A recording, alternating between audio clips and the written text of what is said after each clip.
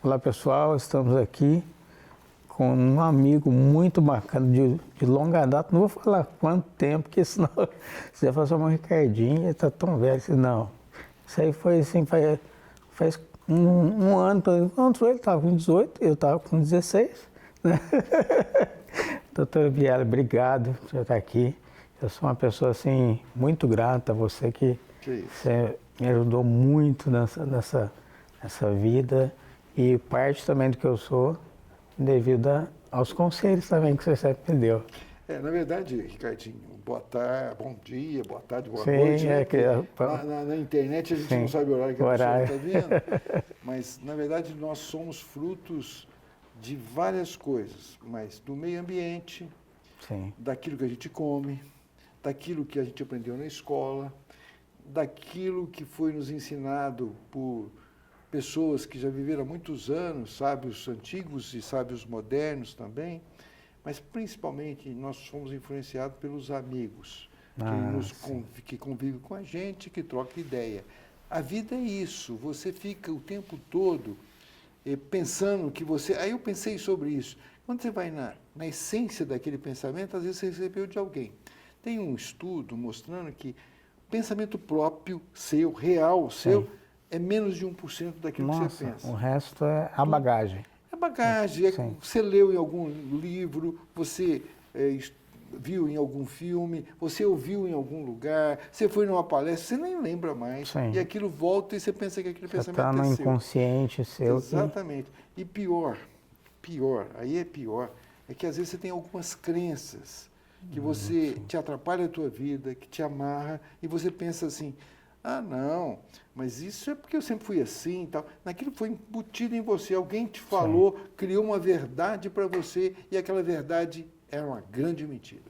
Até teve uma história assim, verídica, né? Assim, que sempre a mãe, o pai falavam assim, não, o dinheiro é sujo, quando você pegar o dinheiro você tem que lavar a mão.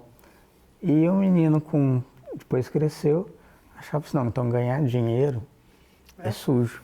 E isso ficou na memória dele, né? A própria religiosidade, numa interpretação bastante discutível, começou a dizer que ser rico dificultava você entrar no reino dos céus. Sim. Que era mais fácil um camelo passar no buraco da agulha, que é aquele abertura que tem nas paredes antigas dos castelos daquela época, daquela região, e que era feito para passar a pessoa e não passar o camelo, que era maior. Sim. E eles dizem, não, e aí você ainda até imagina que é uma agulhinha daquela, para passar um camelo ali é mais difícil ainda. Mas a agulha, na verdade, é um pedaço do castelo. E criou, então, aquele... Não, ser rico, então, quem é rico não vai para o céu, quem é rico não... Quem tem poder, quem tem dinheiro, tá errado. Não é isso que aquilo queria dizer. Aquilo queria dizer que o dinheiro não pode ser o objetivo.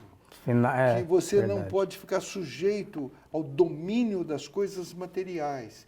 Que as coisas materiais sempre são temporárias. Sim. Você nasce sabendo que vai morrer. Aliás, o homem é a única espécie que sabe que nascendo vai morrer. Então você nasce esperando a morte. E isso cria um problema danado. Sim. Você tem medo da morte. Sim. Isso te atrapalha na vida. 2 medos atrapalham extremamente a sua vida, seu sucesso. O medo da morte e o medo da pobreza. Isso aí faz com que você fique mal o tempo todo. Se você supera o medo da morte, está tudo bem para mim. Se você supera o medo da pobreza, se eu perder tudo eu ganho de novo, acabou seus medos, você vai embora. O resto é consequência desses 2 grandes medos. Você tem razão, eu nunca tinha pensado nessa vertente, assim. Muito bom, assim. Mas, assim, agora mudando de assunto, que é o assunto que você veio falar, né? Mas o bate-papo é tão bacana. No finalzinho, né? Tem que bater mais um papo sobre esses temas. Nós tivemos o Dia Nacional do Sono, né? Foi. E eu lembro que o senhor, o prédio, hoje o senhor está clinicando. Tá? Prédio lá, para clinicar mesmo? Clinicar. Eu tenho consultório lá. E realmente, assim, me falavam na época, eu falei, mas como é que será, né? Eu não conhecia isso. Laboratório do sono. Laboratório do sono. A pessoa assim, não, ele vai lá passar uma noite, tem os eletrodos, não sei o quê, e eles monitoram tudo. E eu era muito curioso para Na verdade, eu quero te agradecer a oportunidade de falar sobre o sono. Eu sou delegado da World Society, Sleep Society, da World Sleep Society, e eu, nessa função como delegado, tenho que divulgar a importância do sono. Sim. É quase que natural que a gente soubesse a importância do sono, e a gente não sabe. Por que é quase que natural? Nós dormimos 1/3 da nossa vida. Nossa, então você dorme tem um irmão meu que diz, eu acho que eu durmo 2/3. Mas eu estou achando que eu também nos 2/3. Então, 1/3 da nossa vida a gente está dormindo. Se fosse pouco importante, o processo evolutivo já tinha diminuído a quantidade de sono que você precisa. Então, está sendo mantido séculos e séculos. A gente sabe que o sono existe. Por que você tem que dormir? E aí, na década de 80, foi quando eu comecei a me interessar por esse assunto, porque esse assunto não é tratado nas escolas de medicina. Agora já até sim, agora já começou. Mas antes não era, mas ainda não é uma matéria na escola de medicina. Apesar de ocupar 1/3 da vida, não era matéria na escola de medicina. É verdade, as pessoas nem veem, né? E aí, quando eu fui informado que haveria um curso no Hospital das Clínicas, lá em Ribeirão Preto, durante um ano, e eu frequentei esse curso. Quando nós terminamos esse curso, o professor que organizou o curso chamava Barreto. Eu convidei o Barreto para vamos montar um laboratório de sono em Franca. A gente montou e começamos a trabalhar. Naquele momento, a gente comprou uns aparelhos que hoje, gente, está obsoleto, já jogamos até fora, que não tem nada para fazer com aquilo. E eu acho que na época devia ser um aparelho bem... Era grande, só grande quanto era aparelho analógico. Né? Hoje é tudo muito digital. Você tinha que fazer a calibração canal por canal. Hoje a calibração é automática, é uma programação. Eu ponho do meu lado, assim, antes as câmeras pesavam 5 quilos. Eu tinha uma cama amadora que parecia um profissional desse tamanho, que eu importei do Paraguai. Isso, nossa, meio contra videocassete. Né? Chamava, para videocassete, né? Aquelas câmeras. E aí, então, nós começamos a fazer os exames de sono. Depois eu entrei na política, fui eleito...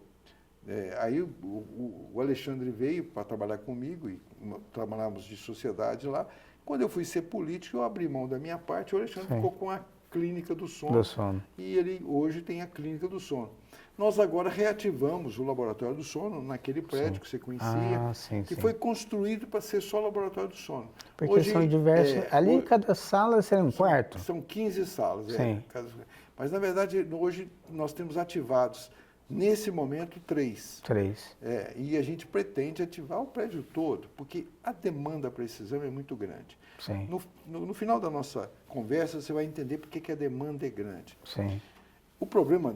Por que ela não era e não é grande ainda assim o suficiente? Mas para você ter uma ideia, eu recentemente fiz um curso durante 10 dias no Instituto do Sono em São Paulo. Eu fui lá, fiquei o tempo todo, era um curso muito puxado de análise de exames, e nesse curso você tinha prova prática, prova teórica.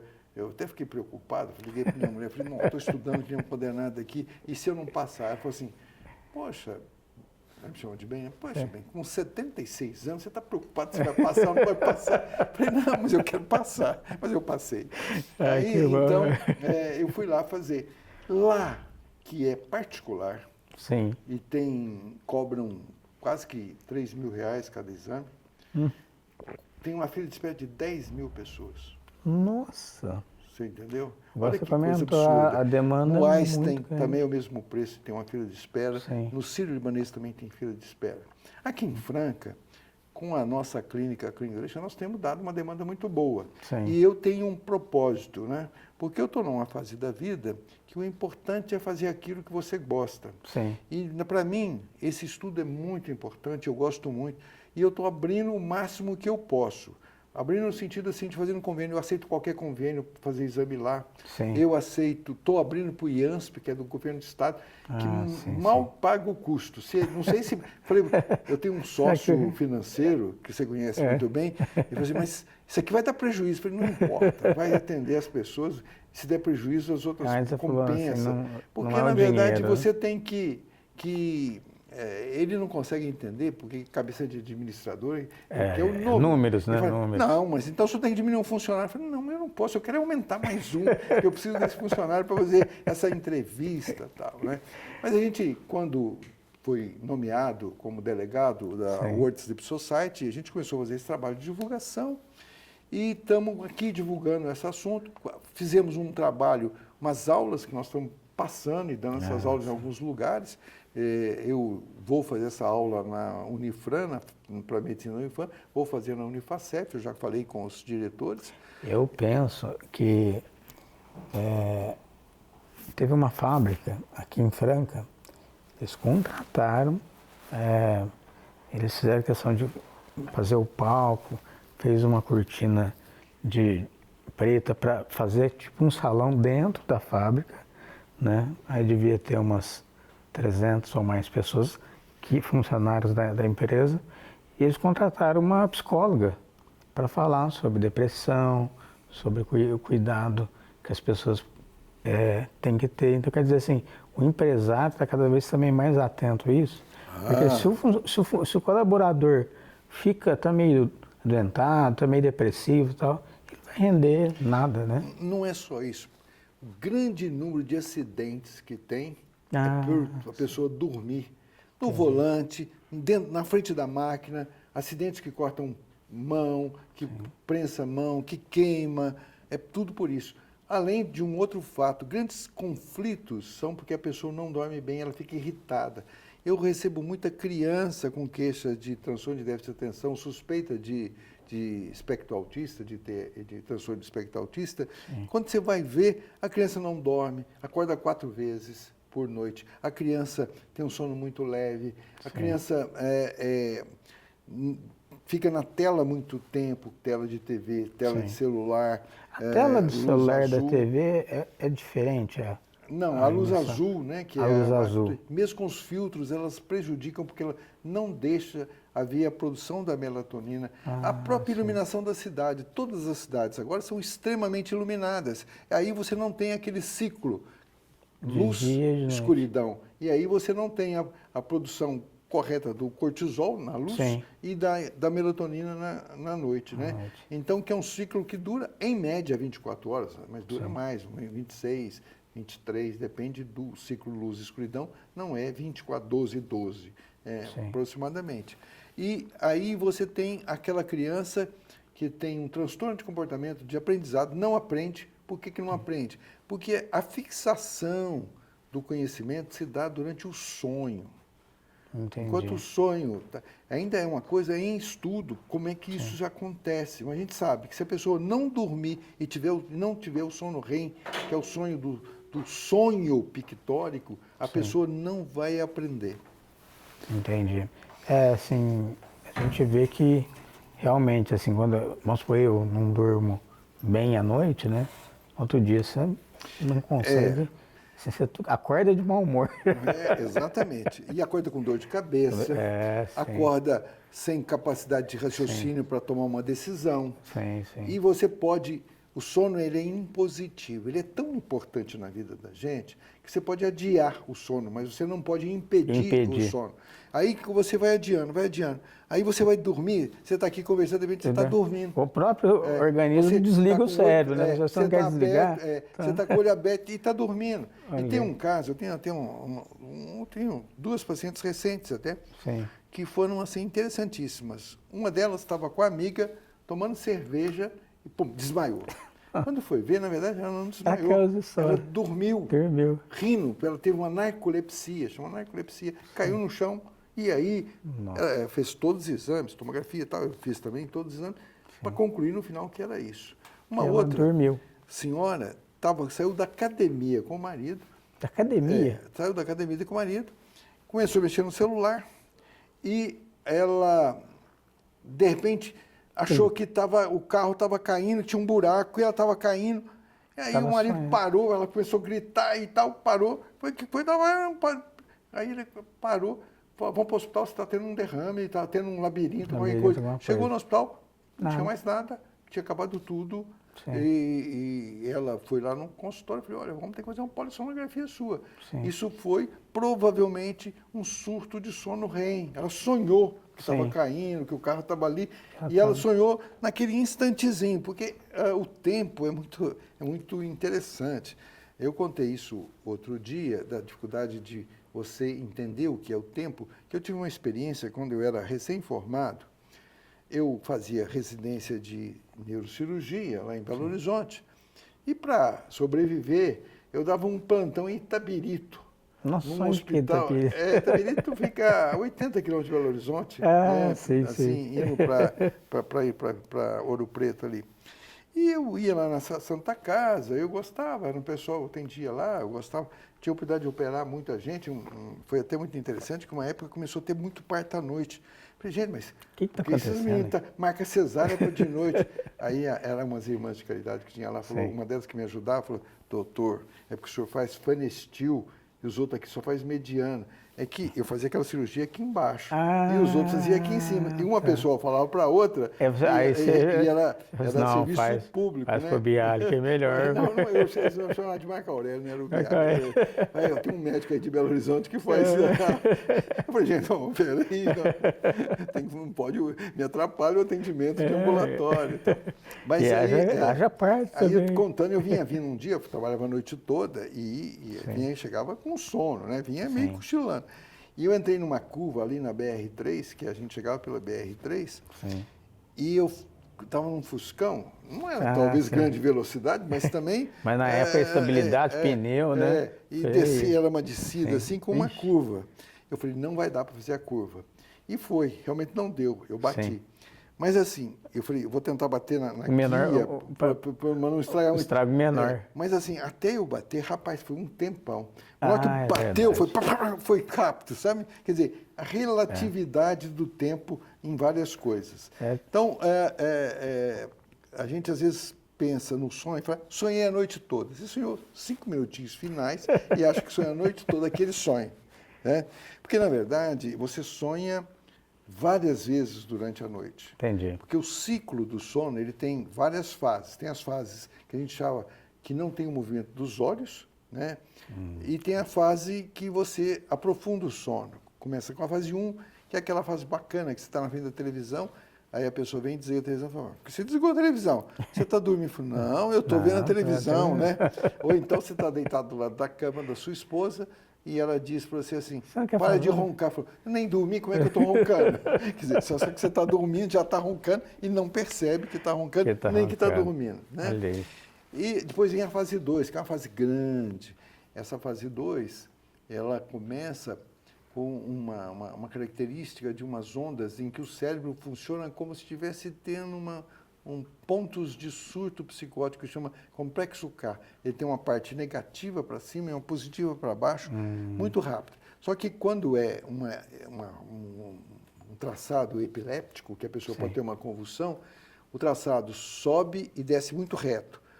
Esse do complexo K da fase 2, ele sobe e desce meio uma curva mais suave. Uma curva mais acentuada. Mas é grande. Acentuada não, suave. E também tem umas coisas que se chama fuso do sono, que é umas ondinhas, parece uma montanha, assim, parece um fuso mesmo. Como se fosse aquela batida de coração do... Não, ele é mais redondinho, né? Porque o outro Eles falam que é um carrinho de ondas. Sim. Um monte de ondinha, assim, em sequência, quase sempre subindo. Sim. E depois vem a fase 3 e 4, que é as ondas lentas, né? Onde tem onda delta e teta. E essas fases 3 e 4 é do sono profundo. No sono profundo você também sonha.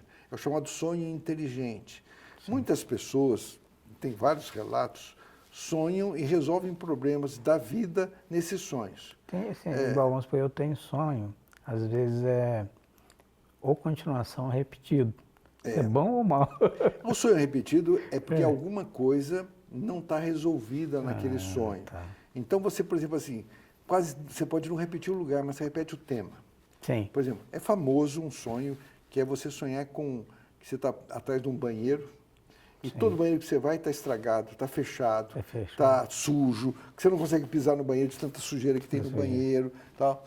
Isso aí é porque você tem alguma coisa que o seu inconsciente quer falar para você. Sim. Uma interpretação assim muito amadora e genérica diria que você tem um problema para resolver que você nunca resolveu. Entendi. Então é uma coisa que está te incomodando. Aí ele volta, ele volta, ele volta. Sim. Existem sonhos que você consegue prever colocando o meio ambiente do momento e o sonho que você tem, você põe uma coisa com a outra e você cruza. O sonho de José do Egito, quando ele sonhou com as 7 vacas magras, 7 gordas, depois 7 vacas magras. Ele diz, olha, vai ter 7 anos de grande abundância, a gente tem que fazer uma reserva, porque vai ter 7 anos muita carência. E ele fez isso e se saiu muito bem.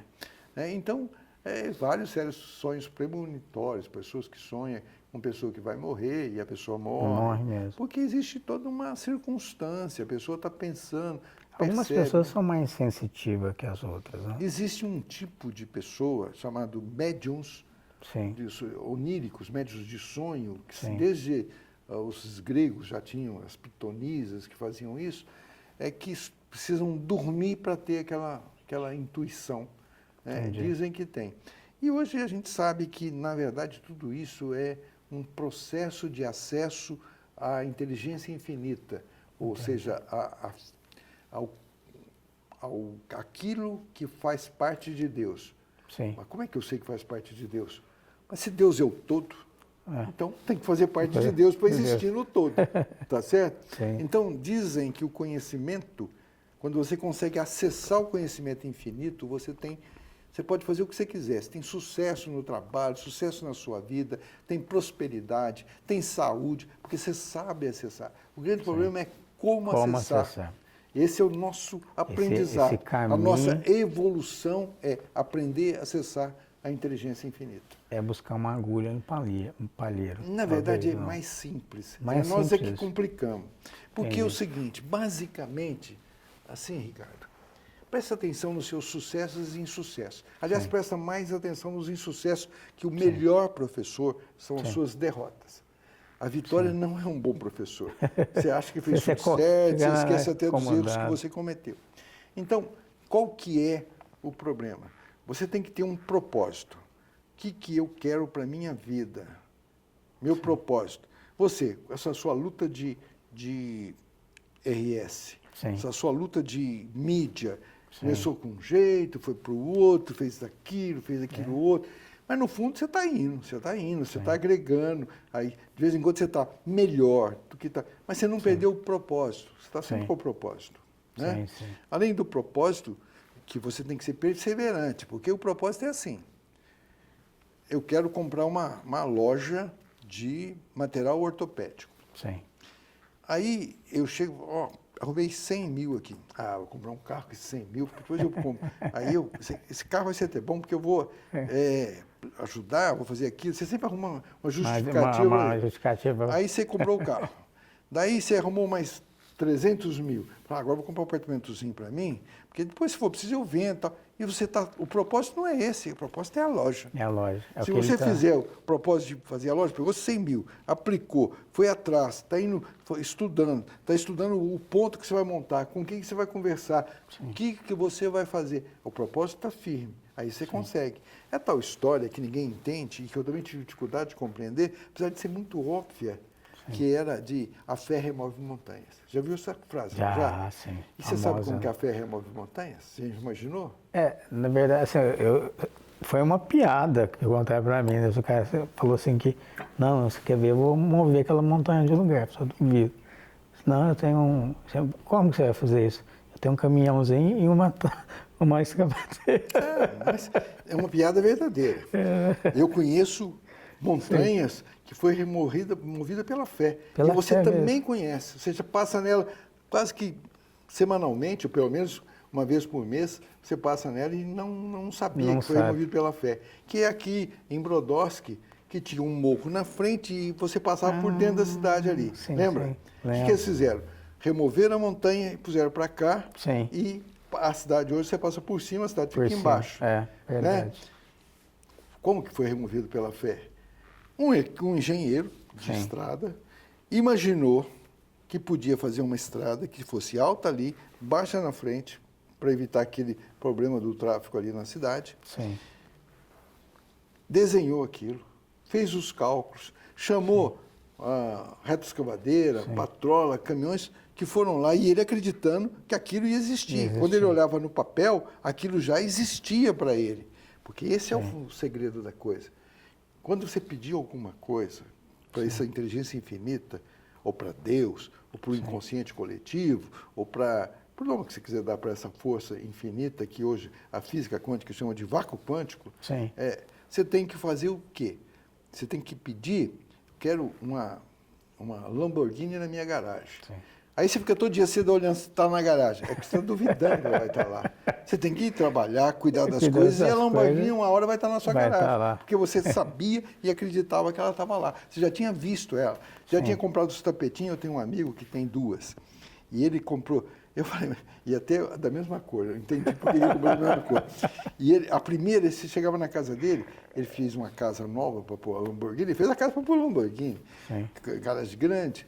E ele falou assim, você tinha uma entrada, você tem a entrada, eu vou lá de vez em quando, tem a entrada e tem um vidro assim grande. A Lamborghini está lá e você vê o vidro. Ele falou que não, eu quero saber se ninguém mexeu. Mas, na verdade, eu acho que é para todo mundo ter a Lamborghini dele.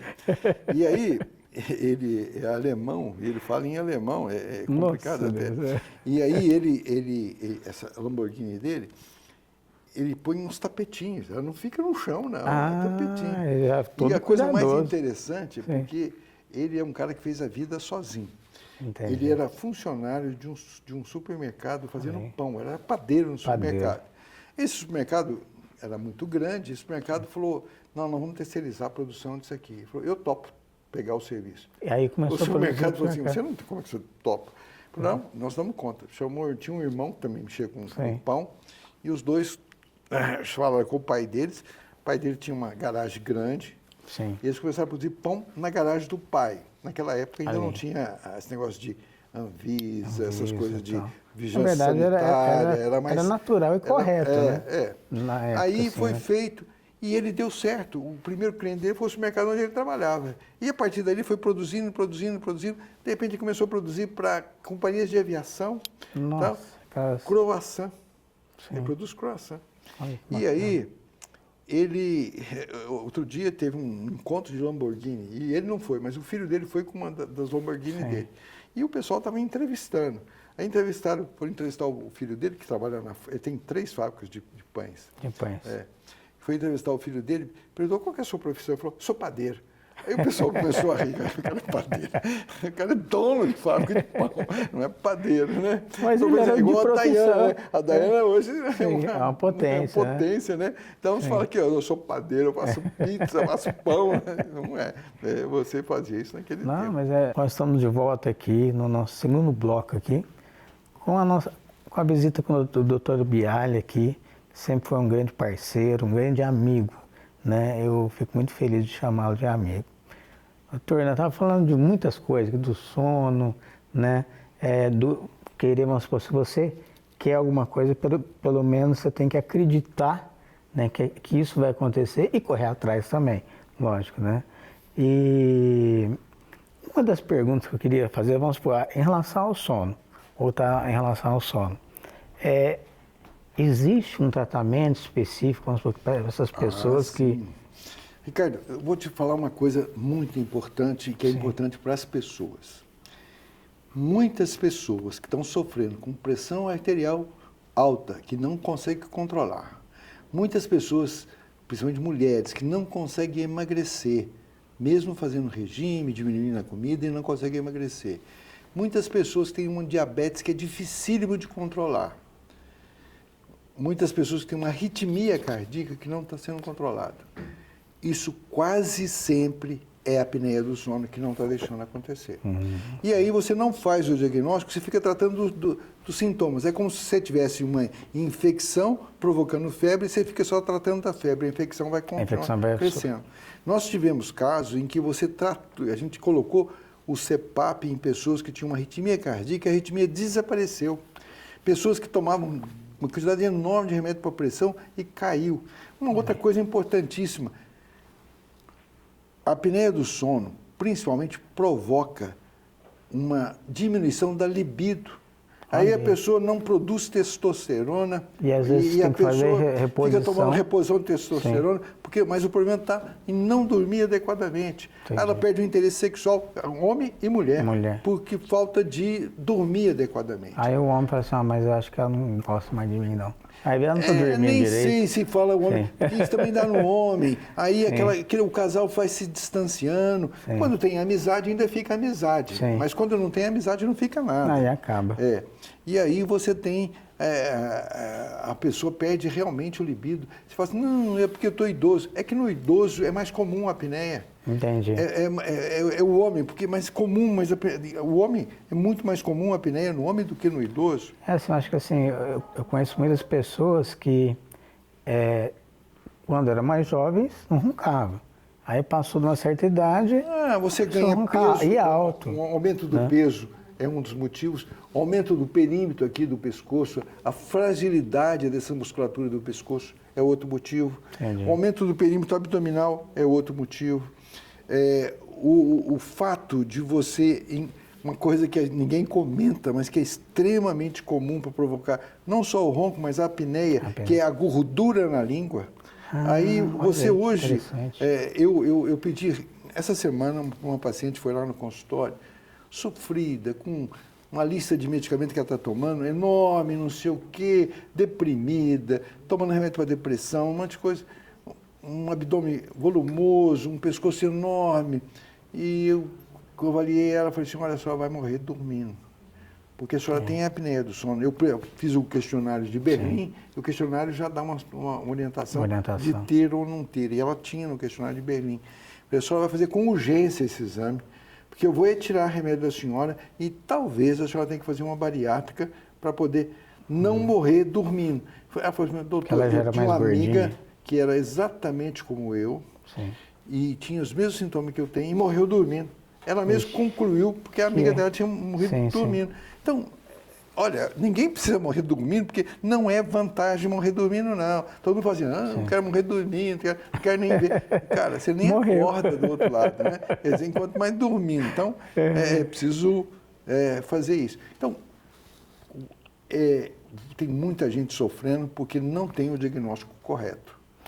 Isso é importante. E aí o tratamento? O tratamento que você perguntou, você tem desde o primeiro que chama higiene do sono, que é uma série de rotinas, de medidas que você tem que tomar na sua casa e na sua vida para você modificar o jeito de dormir. Por exemplo, dormir com o horário certo. Eu deito todo dia às 10 e levanto todo dia às 5. Sábado e domingo você tem que deitar às 10 e levantar às 5. Não é porque sábado e domingo você pode ir até 2 horas da tarde. Mas aí quase sempre quando você dorme muito é porque durante a semana toda você não dormiu. Você não dormiu. Você está tentando compensar. O organismo tenta. O sono é tão importante que ele tenta compensar. Existe um fenômeno muito conhecido que foi feito nos Estados Unidos na década de 60, nem é tão novo assim, em que eles pegaram estudantes de universidade e disseram para eles assim, olha, vocês podem fazer o que vocês quiserem, a única coisa que vocês não podem fazer é dormir. E vão ganhar um trocado. Estudante, né? Ficou tudo doido para ganhar um trocado. Por lá. E aí o sono começou a bater. Os primeiros muda comportamento, fica irritado. Tudo que você falou. Dor de cabeça, não sei o quê. Daí, rapaz, quando eles começaram a dormir, entra no sono REM, que é a fase do sonho pictório, e dormia sono REM, quando em vez de fazer aquela estrutura, arquitetura do sono, começa 1, 2, 3 e 4, quase não entra, mal entra no 1 e já pula para o REM. Entendi. Então, é uma coisa assim, muito importante. E aí você pode fazer, então, uma cirurgia bariátrica, você pode fazer uso de Saxenda e outros medicamentos que possam provocar emagrecimento. Você pode usar o uso de CPAP, às vezes o CPAP até temporário, durante um tempo usar o CPAP, porque o CPAP melhora muito. E o CPAP é tão interessante que eu conheço várias pessoas, vários políticos e autoridades dá uma explicadinha, vamos supor, eu fiquei sabendo que é CPAP faz menos de um ano, mas é uma maquininha. O CPAP é um compressorzinho, só que esse compressor usa um ar filtrado, umedecido, e depende, hoje os CPAPs mais modernos, é pequenininho assim, quadradinho, pequenininho, antes era um grandão, e ele é você tem máscaras que podem pegar todo o rosto, pode pegar só o nariz. Então, você tem máscaras adequadas para coisa.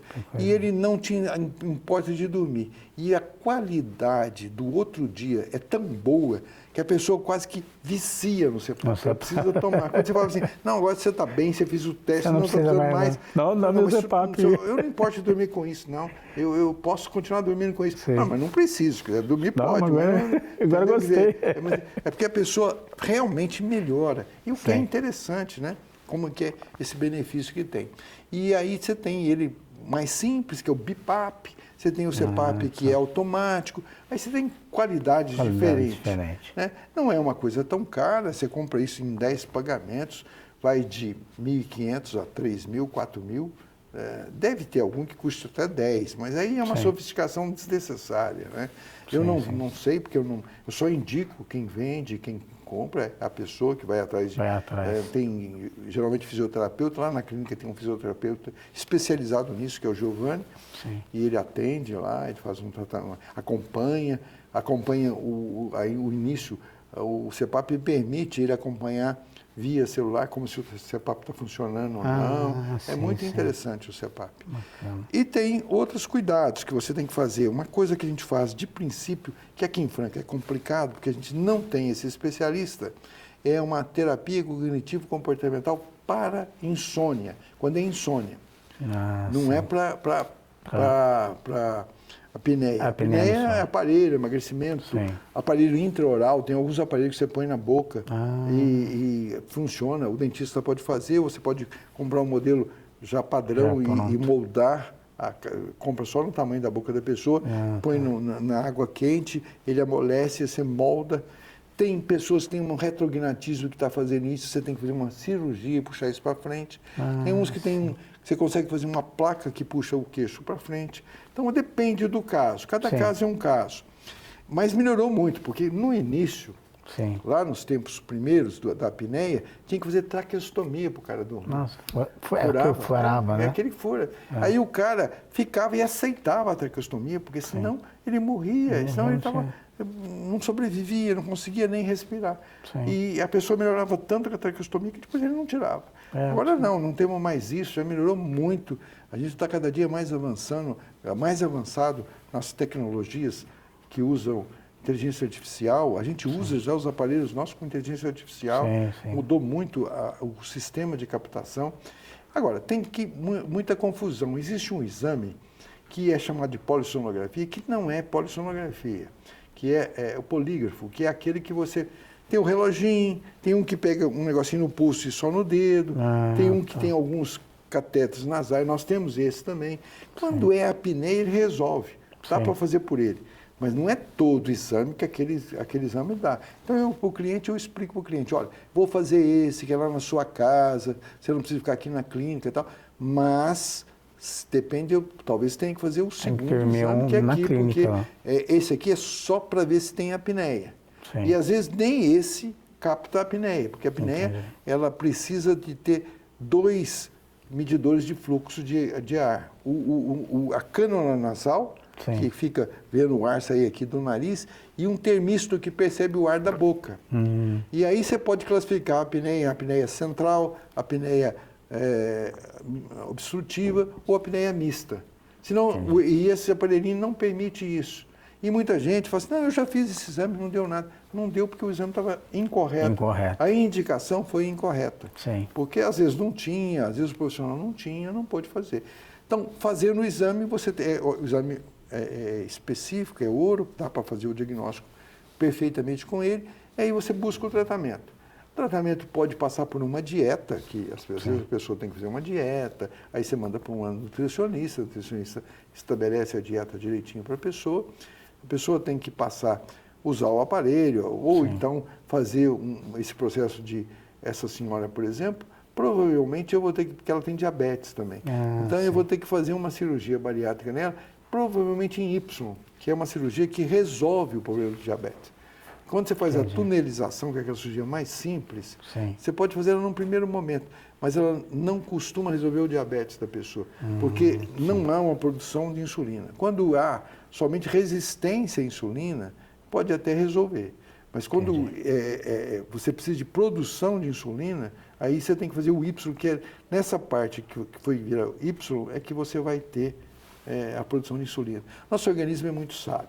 Tem uma coisa que eu gosto de contar para os outros. Sim. Eu sempre achei que se eu tivesse um acidente, qualquer coisa, eu devia ser um doador de órgão. Sim. Eu sempre achei, assinei aquele documentozinho quando saiu, aquilo para assinar. Eu sou doador de órgão. E aí eu descobri, fui ficando envelhecendo, estou com 76 anos, né? Faço 77 esse ano. Eu fui envelhecendo e falei, vou perder a oportunidade de ser doador. Aí eu descobri que pelo menos o rim, se pegar meu rim, 76 anos, e colocar numa moça ou num rapaz de 20 anos, o rim se rejuvenesce e passa a funcionar como se fosse de 20 anos. Ele se adapta. Ele muda, ele rejuvenesce. Olha que coisa incrível. Bacana. Entendeu? Não sabia disso. É uma coisa que eu gosto de falar para as pessoas, porque aí as pessoas falam, um rim do idoso serve para um jovem. Serve para um jovem. E vai funcionar muito bem. Isso tem um limite para doar assim, de idade? Eu nem sei. Não existe. Depende do que você quiser. Por exemplo, fígado. Se o seu fígado é bom, você pode doar ele em qualquer época da vida.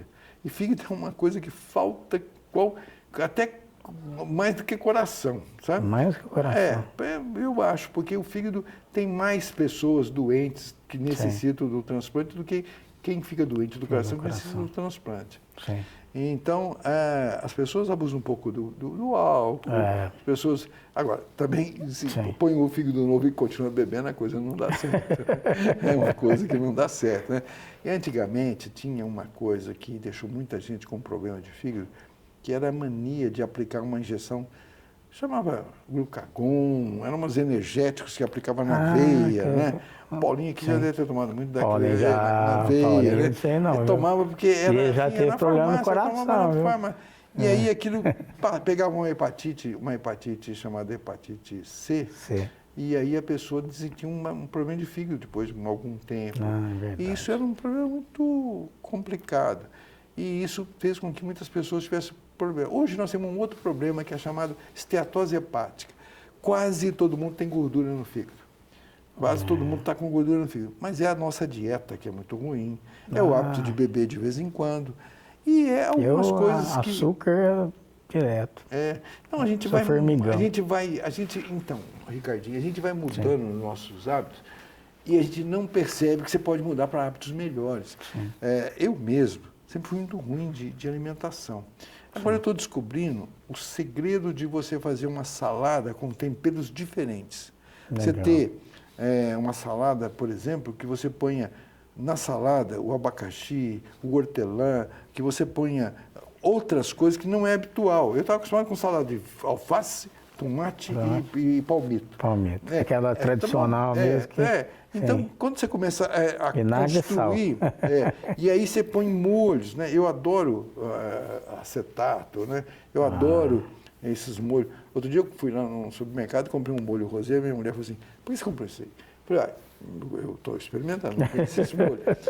Porque eu tinha comprado um de alho, que era um mousse de alho, uma coisa gostosa. Sim. Aí ela falou assim, e se é só misturar isso com isso? Eu falei, eu não sei, isso aqui está pronto. Isso aqui, tá pronto. E você vai no supermercado? Mas eu estou falando isso porque tem a ver com sono. Você sabe uma das coisas que piora o sono? Comer muito tarde. Comer próximo da hora de dormir. Eu vou ter que me beber reeducar. Próximo da hora de dormir. Fazer exercício próximo da hora de dormir. Exercício é ótimo, mas não pode ser próximo da hora de dormir. Porque senão não desperta muito. Na verdade, você tem uma descarga de adrenalina, você tem umas coisas que demoram a baixar. Então, você tem que ter, na próxima hora de dormir, rituais de relaxamento. Banho quente, ler um livro, parar 1 hora, 1h30 de ver tela. Tem gente que deita na cama com o celular na mão. Lógico que a qualidade do sono vai ser ruim. Tem outros que põem o celular e fica lá. O pessoal recebendo mensagem de grupo, toda hora ele acorda. Toda hora ele acorda, porque o celular está no quarto. Desliga o celular. Nada no mundo vai fazer que você tenha que precisar do celular de madrugada. Não, mas se a minha mãe morrer? É uma mãe só que você tem. Então, se morrer, meu filho, você vai no enterro dela, porque não tem jeito. Agora, você precisa dormir bem, senão você vai morrer. Aí você morre antes da sua mãe. Diminuir a luz do quarto. Não deixar luz, não pôr televisão no quarto. Um erro gravíssimo, televisão no quarto.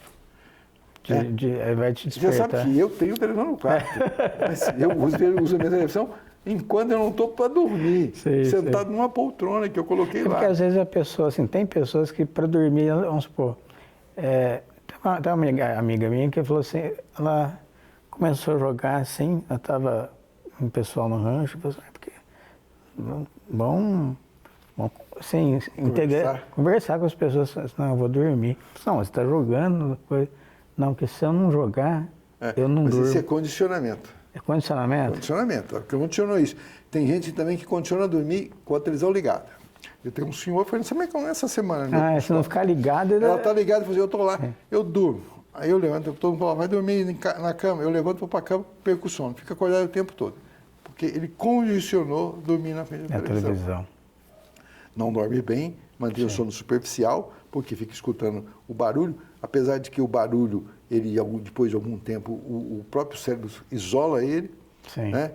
Mas a luz o cérebro não consegue isolar. Porque a luz ele tem um caminho direto entre a retina, que já é um tipo de nervo diferenciado, que capta, vem pelo nervo óptico e já vem pela região occipital. É muito direto isso. É por isso que a imagem é muito mais rápida do que o conhecimento. Que tem virtudes e tem defeitos. Então, quando você come tarde, você bebe, quando você... Eu saí com a minha esposa, eu fiz uma palestra aí num determinado lugar, e ela falou, vamos comer alguma coisa? Eu falei, vamos comer. Né? Então, a gente foi comer espetinho ali perto do Internacional, e ela falou, vou tomar uma cerveja. Eu não gosto muito de cerveja, mas vou tomar uma coroninha. Rapaz, para quê? Tive uma péssima noite, entendeu? Falei, nunca mais. Eu já não gosto de comer carne tarde, porque quando você quer ter um pesadelo, come um churrasco e vai dormir. Pesadelo é na certa. Por quê? Porque a absorção da proteína da carne, ela começa quebrando aí no estômago, na parte no pâncreas, recebendo a pancreatina, vai quebrando e começa a absorver. Só que no início ainda é grande, ela não absorve pequenininha. E aí aquilo faz com que você tenha um tipo de estímulo, né, quase que físico no cérebro, e aí você tem pesadelo. Então, come uma bela refeição e deita que o pesadelo vem com certeza. Sim. Bom, eu sempre tenho pesadelo. Eu acho que eu estou ficando mais... Está comendo menos. Os problemas também vêm à noite. Quando você deita preocupado com alguma coisa, é provável que você sonhe com alguma coisa parecida com aquilo. Então, a gente diz assim, para que você tenha bom sono e bons sonhos, veja com quem você deita e com que amigos que você conversou até na hora de dormir. Você é fruto do meio.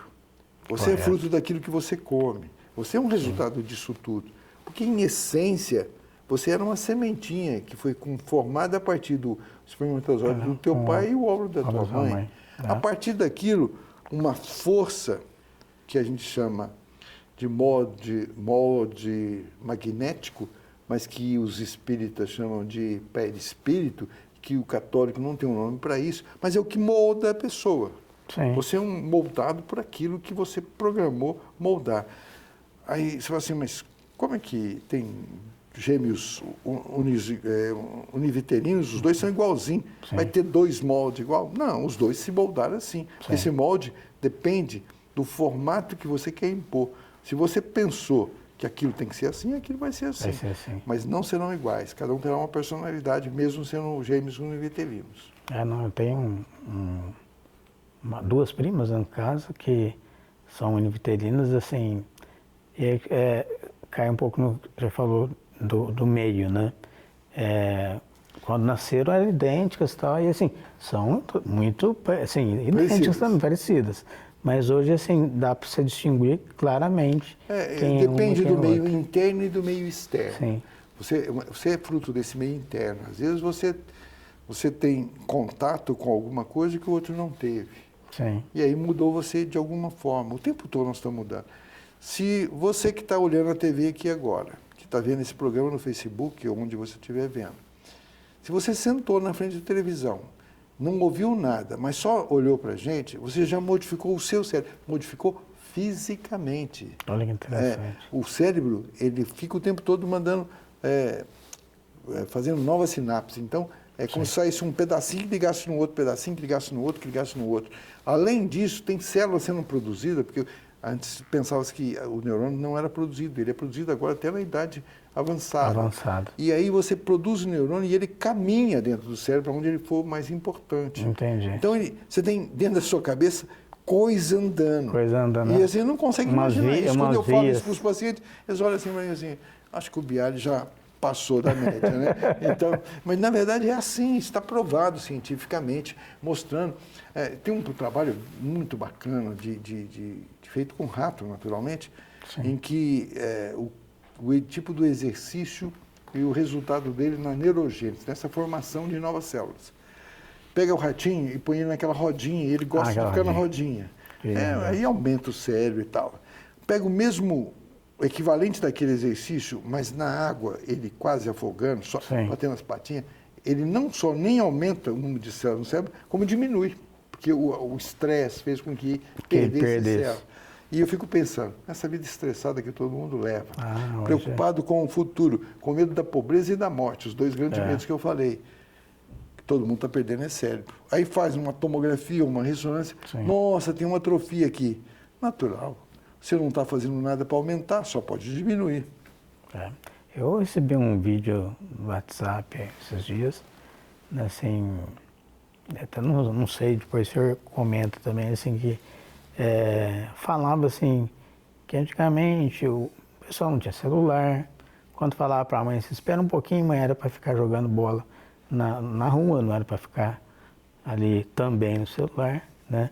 A gente brincava de bolibete, de sair com os vizinhos. Você não fala bolibete, ninguém sabe o que é isso, viu? Era 3 palitos que você põe em pé, assim, 3 pauzinhos, jogava uma bola, o outro ficava com um pedaço de pau para defender, para bater na bola e jogar longe. Quando acertava, ficava correndo de um lado para o outro, quanto mais você corresse, mais pontos você fazia.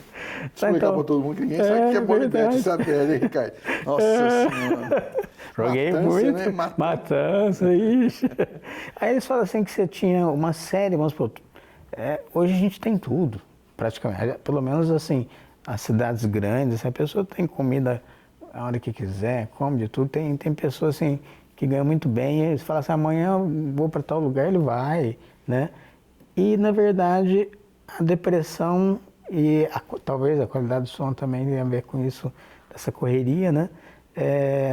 Hoje nós tendo tudo, a gente é mais depressivo do que lá atrás o pessoal... porque você está confundindo uma coisa, quem contou isso para você confundiu uma coisa. Sim.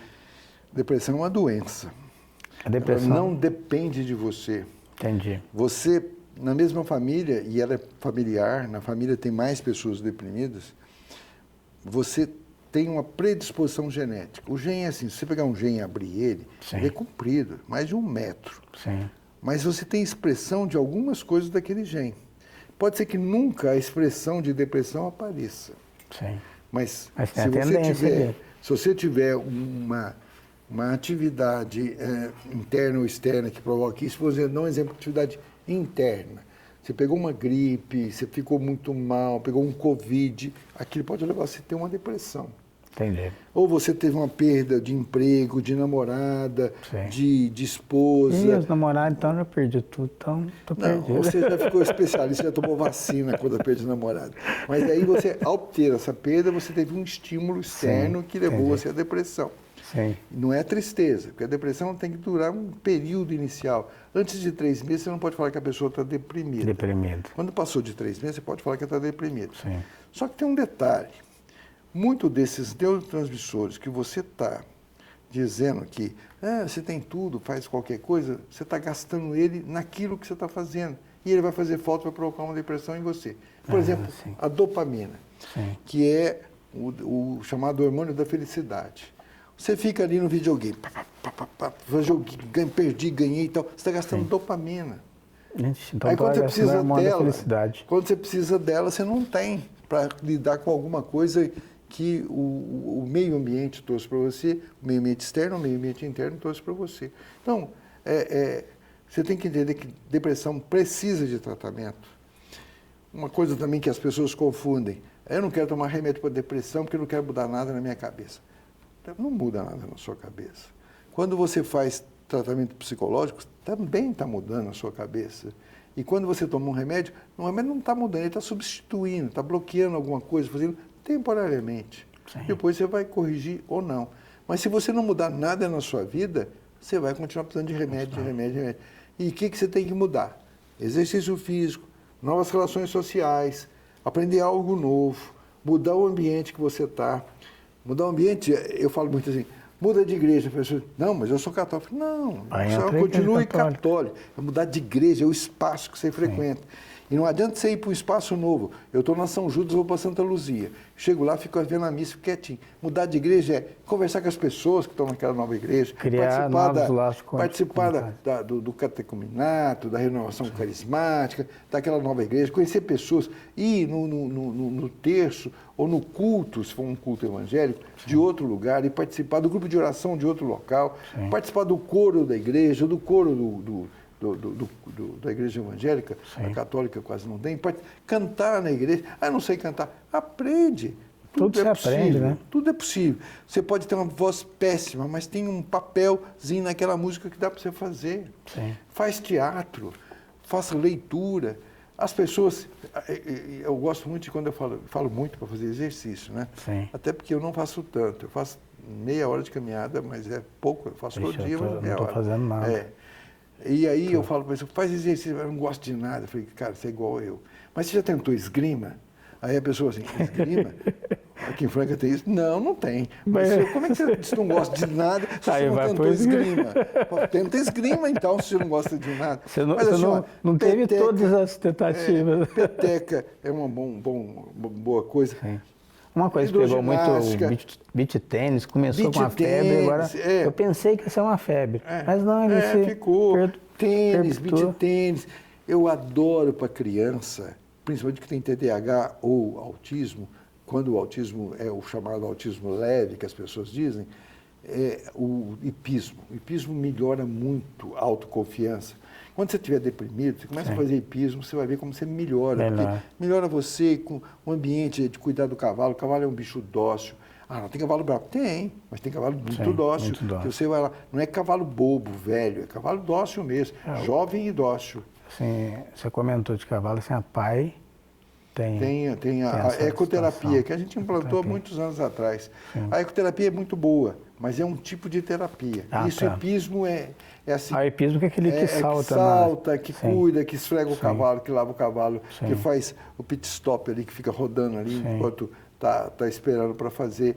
Aquilo ajuda muito. Sim. Não é o hipismo rural, que é aquele de corrida muito violenta. Aquele é muito violento. Mas esse hipismo clássico é muito bom. Então, o hipismo é aquele que pula, né? Hipismo, aqui em Franca tinha uma sociedade hípica, ali na exposição tinha uma escola, meus meninos frequentaram. Você conhece o Guilherme tinha TDAH, era hiperativo, até hoje ele é, né? Ele pega o celular, fica o tempo todo assim com o celular, né? Mas muito sucesso na vida, é uma pessoa que vence, um coração maravilhoso, mas ele ajudou muito o hipismo para ele. A Júlia também fez hipismo durante uma época, depois ela assustou com os carneiros numa exposição e ela era voluntariosa, agora ela está bem mais tranquila, parou, mas eu sempre recomendo. Se eu fosse prefeito, eu teria colocado hipismo em 5 pontos da cidade para todas as crianças com TDAH. A prefeitura foi nesse ano. E ontem eu falei com o prefeito de Pedregulho e disse para ele, monta o hipismo lá. Outro dia eu falei com o prefeito de Miguelópolis, que tem um enfermeiro, falei, monta o hipismo aqui, porque ajuda muito essas crianças. Todo mundo que eu mando, que consegue aqui, nós temos 3 escolas hípicas aqui. Tem uma ali no Campo Belo, tem uma descendo ali naquela avenida Alagoas, indo lá para o Noemi, ali do lado esquerdo, perto daquele patrocínio que tem ali, e tem uma ali perto do Francagel, no fundo ali. Todos que conseguem ir frequentar, melhoram. É muito interessante. Interessante.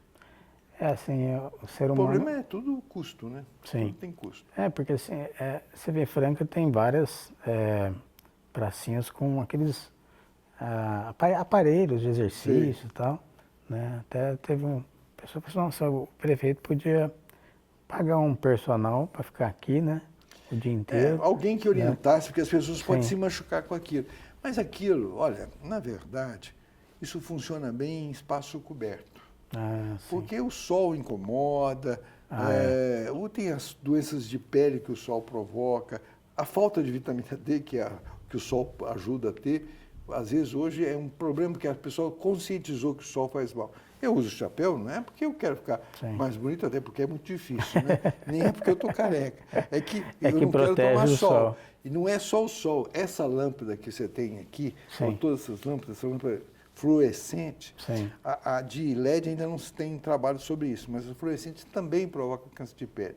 Como eu já tirei vários, eu falei, não, eu vou usar chapéu o tempo todo.